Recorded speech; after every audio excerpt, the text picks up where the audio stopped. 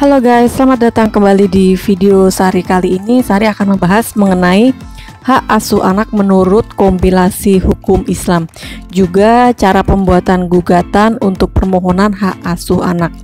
Oke, bagaimana ceritanya? Simak kasus dan penjelasan hukumnya sampai dengan selesai ya. Pada saat Sari sedang olahraga pagi di titik 0 km Yogyakarta sambil melihat pemandangan kota, Sari dihampiri oleh seorang sahabat Sari bernama Rum. Dia bercerita kepada Sari bahwasanya dia akan bercerai karena sudah tidak tahan lagi dengan tingkah laku suaminya. Kemudian dia meminta tolong kepada Sari, bagaimana cara untuk mendapatkan hak asuh anak dan cara pembuatan gugatannya. Kemudian Sari menjawab, oke, akan Sari bantu buatkan klausula gugatan ya, akan tetapi Sari meminta Rum untuk menceritakan permasalahannya. Kemudian Rum bercerita bahwa Rum dan Gar telah menikah pada tahun 2015. Kemudian setelah menikah selama 2 tahun mereka berdua tinggal di kontrakan. Kemudian setelah menikah mereka dikaruniai seorang anak. Setelah itu pada tahun 2017 mereka berdua berpisah rumah di rumah orang tuanya masing-masing.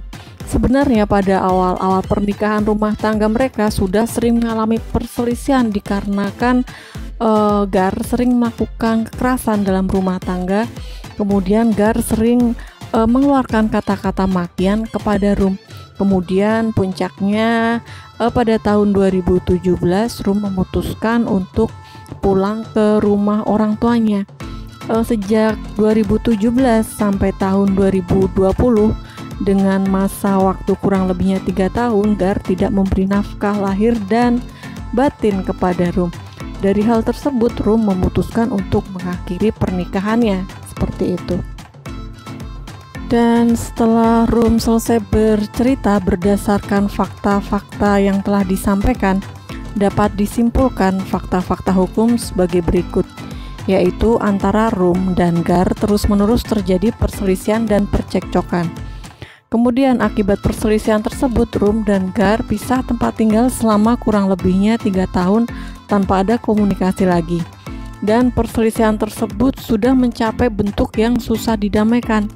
Antara Rum dan Gar tidak ada harapan untuk hidup rukun kembali. Bahwa fakta hukum tersebut telah memenuhi norma hukum agama ya, kurang lebihnya menyebutkan seorang istri mempunyai hak untuk menggugat kepada pengadilan agar menceraikan terhadap suaminya jika ia berpendapat suaminya telah berbuat memudorotkan dirinya. Kemudian fakta hukum tersebut juga telah memenuhi pasal 39 ayat 2 Undang-Undang Nomor 1 Tahun 1974. Bunyinya perkawinan mengatur bahwa untuk dapat melakukan perceraian harus ada cukup alasan bahwa antara suami dan istri itu tidak akan dapat hidup rukun sebagai suami istri. Kemudian pasal 116 huruf F kompilasi hukum Islam mengenai alasan-alasan perceraian pada huruf F disebutkan di dalamnya, antara suami dan istri terus-menerus terjadi perselisihan dan pertengkaran dan tidak ada harapan akan hidup rukun lagi dalam rumah tangga. Kurang lebihnya seperti itu guys bunyi pasal-pasal yang mengaturnya. Kemudian mengenai hak asuh anak, dengan memperhatikan bila anak yang lahir pada tahun 2017 kemudian saat gugatan ini diajukan tahun 2020, anak berusia kurang lebihnya 3 tahun ya. Saat ini sudah dipelihara oleh Rum selaku ibunya, di mana dia adalah salah satu orang tuanya. Sebagaimana menurut ketentuan pasal 45 ayat 1 Undang-Undang Nomor 1 Tahun 1974 yang bunyinya, kedua orang tua wajib memelihara dan mendidik anak-anak mereka sebaik-baiknya, dan oleh karena anak mereka berdua masih berumur 3 tahun, belum berusia 12, sehingga anak tersebut belum mampu membedakan mana yang baik dan mana yang buruk buat dirinya. Kemudian sesuai ketentuan pasal 156 huruf A kompilasi hukum Islam, bunyinya adalah akibat putusnya perkawinan karena perceraian ialah anak yang belum mumayyiz berhak mendapatkan hadanah dan ibunya, kecuali jika ibunya meninggal dunia maka akan ditentukan lain sebagaimana tersebut dalam pasal 156 huruf A. Kurang lebihnya seperti itu guys bunyinya. Oke, begitu ya guys fakta-fakta hukum, dasar hukum dan juga penjelasannya sebagaimana yang diceritakan Rum kepada Sari. Kemudian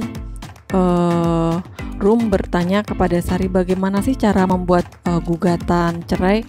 Kemudian Sari menjawab, Sari pernah membuat video tentang tutorial cara membuat gugatan di playlist Perdata Agama. Coba deh kalian klik, dan untuk link ada di deskripsi ya.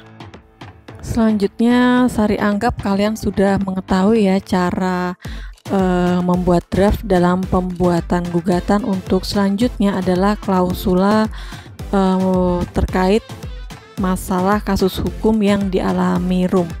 Adapun permasalahan dalam gugatan cerainya adalah sebagai berikut.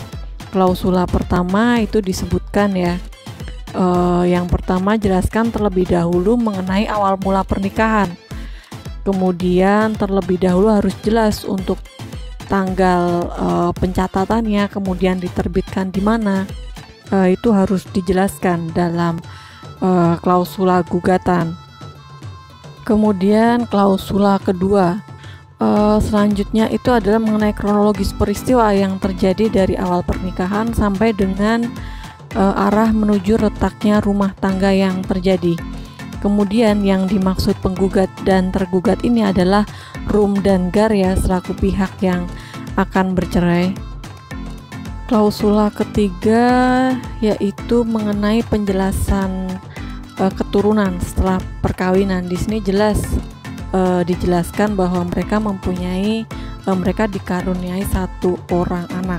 Nah, di situ harus dijelaskan juga mengenai identitas anak, dijelaskan secara lengkap untuk dimasukkan di dalam klausula gugatan. Kemudian yang keempat yaitu mengenai penjelasan detail perselisihan yang terjadi.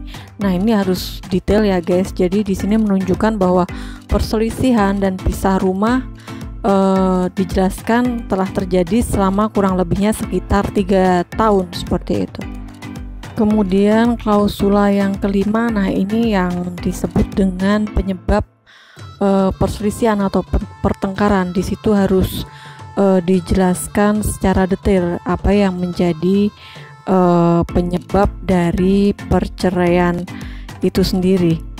Jika dalam video ini di situ disebutkan bahwa telah terjadi sejak tahun 2016 di mana pihak tergugat telah melakukan kekerasan dalam rumah tangga seperti memukul dan menendang penggugat, dalam hari ini adalah istri.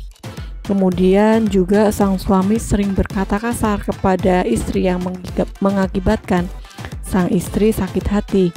Kemudian yang C di situ disebutkan segala hal yang tersebut mengakibatkan terjadinya pertengkaran secara terus-menerus antara penggugat dan tergugat, puncaknya pada tahun 2017 di mana pihak istri memutuskan untuk berpisah dan pulang ke rumah orang tuanya hingga tahun 2020 di mana tahun istri mengajukan gugatan ke pengadilan negeri karena sudah tidak ada hubungan lahir dan batin dan sang suami tidak memberikan nafkah. Seperti itu kurang lebihnya. Kemudian klausula ke-6. Nah, ini untuk penjelasan pasal 116 huruf F ini sudah Sari sampaikan ya dasar hukumnya di awal video. Ini untuk klausula ke-7, di situ menyebutkan bahwa anak masih di bawah umur.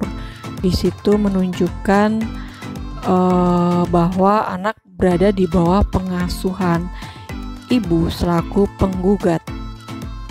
Dan yang terakhir itu di klausula poin 8 guys. Jadi di situ menunjukkan bahwa sifat kelakuan tergugat atau sang suami yang memiliki sikap kasar serta tidak bertanggung jawab, maka penggugat selaku istri sangat khawatir keadaan psikologis anak, sehingga bisa mengakibatkan terganggu.